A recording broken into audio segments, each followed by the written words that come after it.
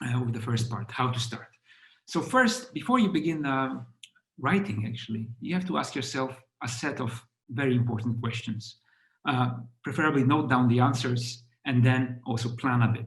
So here are those questions. First of them would be about the relevance of your research. What makes my research relevant at all? Why should anyone bother reading this?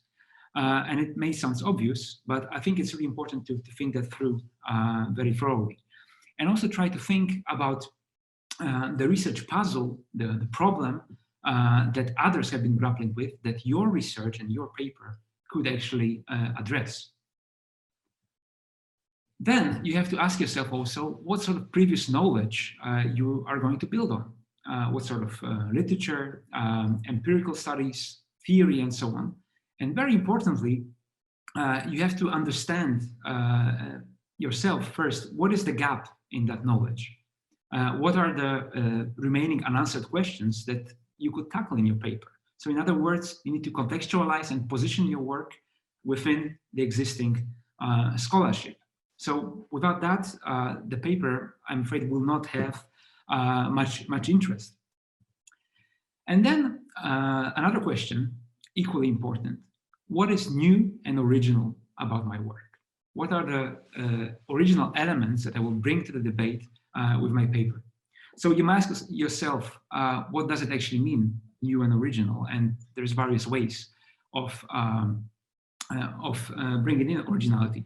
So for example, you can bring a new take on theory, you can propose a new method or new methodology to tackle a certain problem or to research a certain issue.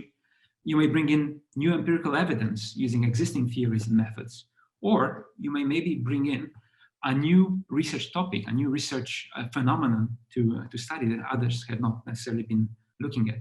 And here, an important message that I wanted to convey also is that doesn't mean that you have to really reinvent the wheel or propose a major theoretical revolution of sorts. What is important is to specify that contribution and understand it more as a little piece of the puzzle, of a much larger puzzle. So scientific research is more about adding a small brick to the larger edifice of knowledge. So I think it's important to bear this in mind. Next set of questions concerns your audience and your message to that audience. So who am I writing for? And that's really an important step that sometimes gets forgotten. Are you writing for your fellow academics? In what discipline actually? Or perhaps are you writing for practitioners? And importantly, what will be the key takeaway message for that audience or those different types of audience? And after you answer those questions, you need to do some planning. Planning the work on the paper, which does take a lot of time. We also tend to underestimate that amount of time that is needed for writing an academic paper. The second question would be about possible help. Who can help you write the paper? Perhaps there are some co-authors you could work with. Perhaps your mentor or your supervisor could also help you write it, or someone more experienced. And once you establish that, another thing to do critically before you begin really writing the paper is to plan its structure, outline the key sections of the paper, the key points you're going to make in each of them in bullet points. And also I would advise you also to set targets for the length of each of the sections, not to kind of overrun, not to go over the word limit, which often happens. And if you have co-authors, then you may also think about division of labor between the authors on those different sections of the paper. Okay, so this is about how to start. Now, how do you actually do it? How do you structure the paper? And the question is there a formula? And you may understand this very well already, having read many academic papers, that there's a great variety of approaches and of paper structures, of writing styles, and so on. So there's really no fixed format. But yes, there is a certain convention, perhaps. And this convention matters because it facilitates understanding and facilitates dialogue in the academic community. In a nutshell, I think that every paper should do something like this, right? It should first set the context for the study and help the reader understand, why was I told this? Why does it matter for me? Then comes your content. So your theory, your methods, your empirical material.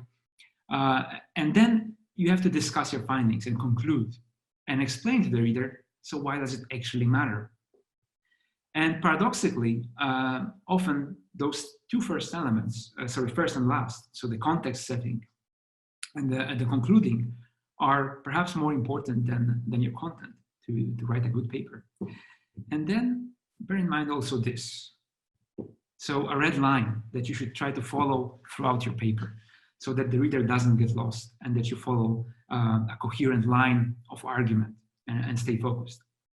Another thing to consider also when thinking about structure of a paper is this, right? So an hourglass as a metaphor for structure of the paper as well, and the degree to which it should be broad or focused.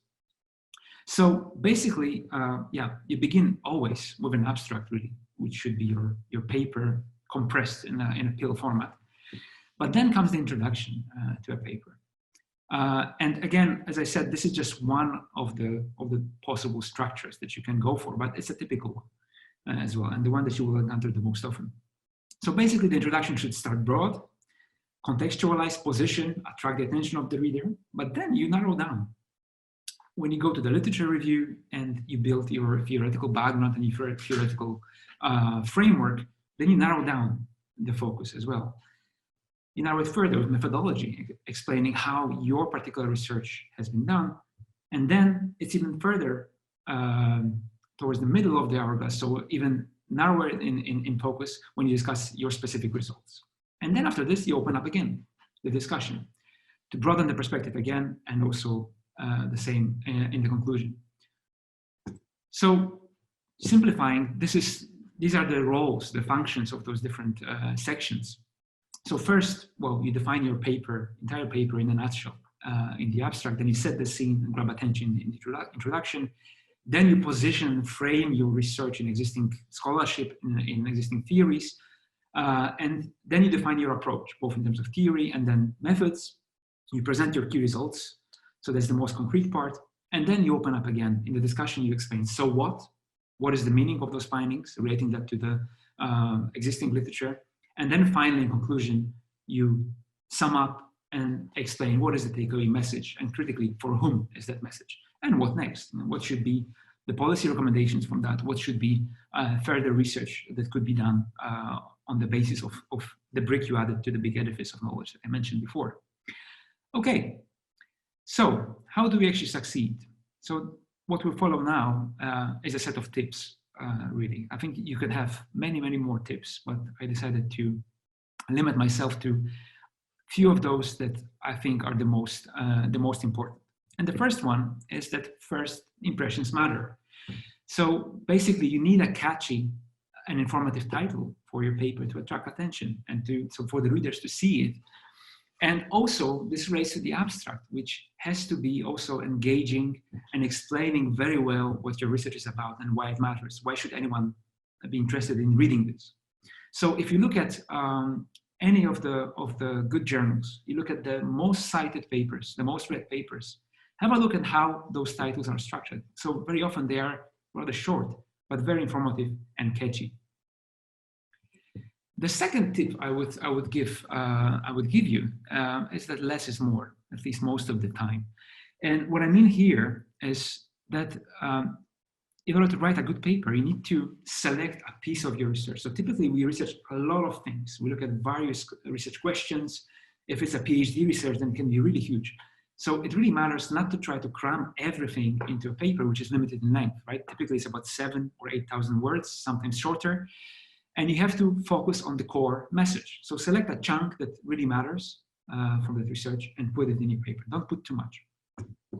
The third tip would be about being strategic in the choice of the journal, and then being strategic also in tailoring the content of the paper for it.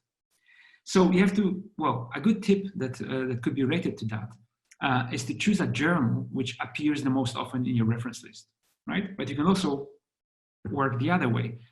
Think of a journal that you would really like to publish in, and then make sure you do include on your reference list papers from that journal. And do that because then you can show that you add to a debate, ongoing debate in that particular journal. And that way you can sell your paper better in a cover letter to the editors. And they typically like that. Finally, try to also look at the style of the papers published in the journal you are interested in and try to mimic it, try to fit. So the important thing here, the bottom line, is really to try to have the editors of the journal on your side. Sometimes they can also help you in struggles with the reviewers. The fourth tip would be to embrace criticism, and that's maybe a bit paradoxical, maybe a bit controversial, but basically, yeah, just be happy about getting critical comments. And also bear in mind that rejection happens to everyone. So I've seen, being an editor for several special issues, for example, I've seen rejections happening to really top scholars, also to high-level professors. Sometimes this would come as a surprise, but bottom line is it happens to everyone. So my message to you here would be that what doesn't kill you makes you a better writer. So embrace the critique you got and just try to build on it to refine your paper and write a better paper in the end. And if you're really frustrated with that, a bonus tip I would give you is to look into some academic humor on the internet, which really helps you vent some of the frustration. This is just one of the examples from Shit My Reviewers Say, Tumblr blog and Twitter account. So you can find a lot of humor also in sometimes crude and cruel reviews that you may get. Okay, number 5, cut the jargon, write plainly. Be simple, be clear. This is really, really important. Keep it simple, keep it concise, and keep it clear. Again, to make your reader, your reviewer, and your editor happy, right? Avoid flowery language, and also particularly if you're not a native speaker like myself in English, try to avoid metaphors also, because often the meaning of those metaphors can get lost in translation. So really clarity, clarity, clarity. Point number 6, and tip number 6 I would give you is not to force the reviewers to search for your arguments. So make sure that your arguments are not buried there under a pile of other arguments, anecdotes, and so on. Again, this is intended to make the reviewers and the editors happy. Make sure you flag up the key points and make sure that those points are crystal clear. Because you cannot assume that the value of your paper, the novelty of your arguments will be obvious. You have to really explain that and try to sell it also. Tip number 7, follow the conventions. So as boring as it sounds, but really please do. Please read the instructions for authors. They're also there to help you. And this matters particularly for referencing. And again, is part of making the editors and reviewers happy and not giving them any reasons to dislike your paper for such reasons. Tip number 8 would be to focus on conveying knowledge that can actually be useful to others. So the point is probably obvious, isn't it? But I have a feeling that quite often it gets forgotten. And it could relate to one of the previous tips also that I gave you, to focus on the really important messages. And another thing to consider would be to make that message useful to others, whether it's a new method, whether it's a piece of information on a relevant and salient issue. Just make sure that it's clear why people would want to read this. And don't assume that the readers would understand immediately the importance and usefulness of your research. Tip number 9, you can disagree with the reviewers. They are very important, and you have to be able to reply to the comments in an exhaustive way and respectful way, also to the reviewers that tend to be nasty. But you can disagree as long as you explain why and you justify your choices. So I think that in that case, editors can be on your side too. And tip number 10 would be to aim high. And why? Because you can do it. So quite often I see that early career researchers, they tend to start with journals that are lower in the pecking order, and assuming maybe it will be easier. And yeah, maybe it will be easier. But also what you have to consider that in a journal that is not so good, maybe the quality of the review will not be as good, and therefore you will not benefit from it. So my point here would be that if your research is original, if it fits the scope of the journal, if it's ticking all the boxes that I mentioned about originality, about clarity, structure, and so on, just go ahead and go for a good journal, and perhaps it will work. So I know several people who have published papers based on their master thesis in leading journals. So it's not impossible, and I would encourage you to do it. And finally, an extra tip, really, to close the whole talk would be that you are not alone. And it's important to bear in mind that we are a community of scholars. We work in a community as well. And dialogue and feedback is part of the culture of that community. So it's important to reach out to those assets and ask for feedback. Ask your colleagues, ask your supervisors, ask your mentors. Find mentors, find possible co-authors that you can write with and learn from.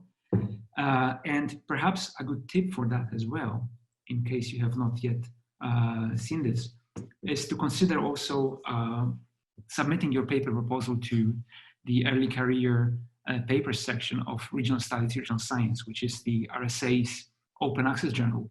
And it's quite a unique opportunity to get this kind of precious feedback from an experienced editor before your paper is sent for external peer review.